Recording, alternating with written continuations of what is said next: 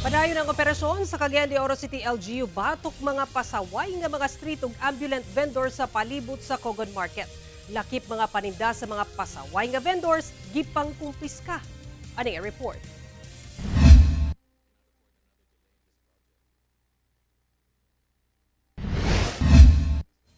Nagpadayon ang mga operasyon sa buhatan sa Roads and Traffic Administration uban ang City Economic Enterprises and Business Development Administration, KONSEBDA og Night Market Management Committee batok sa mga street og ambulant vendor palibot sa Cogon Market sa Cagayan de Oro City. Sa ulahing operasyon, sentro niini ang dalan sa JR Bora Avenue ug Captain Vicente Roa Street kung asa pipila ka mga vendor ang nasita.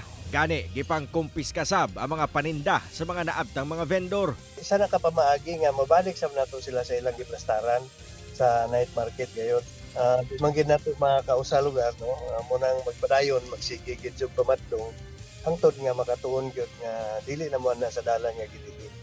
Di gid pabaligyaan ang JR Borja, Vicente Roa kay fire lane no, daagi ang mga bumbero. Gawa sa pagbadlong sa mga manindahay, gipang isyuhan sab og citation ticket ang mga motor ug sakyanan nga illegal ang parking o gipang impound sab ang uban. Dugang sa LGU nga nasabtan nila ang yangungo sa mga vendor apan dugay panahon na kuno naghatag sila og tsansa aron maplastar sila sa saktong lugar kung asa maninda.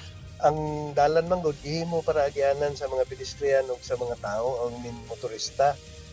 So dili sad pwedeng lugar ako atuon na lang gyud tanan no, di ata mamaligya. Kauban si Jaybert Pairat, Cyril Chavez. 1 Mindanao.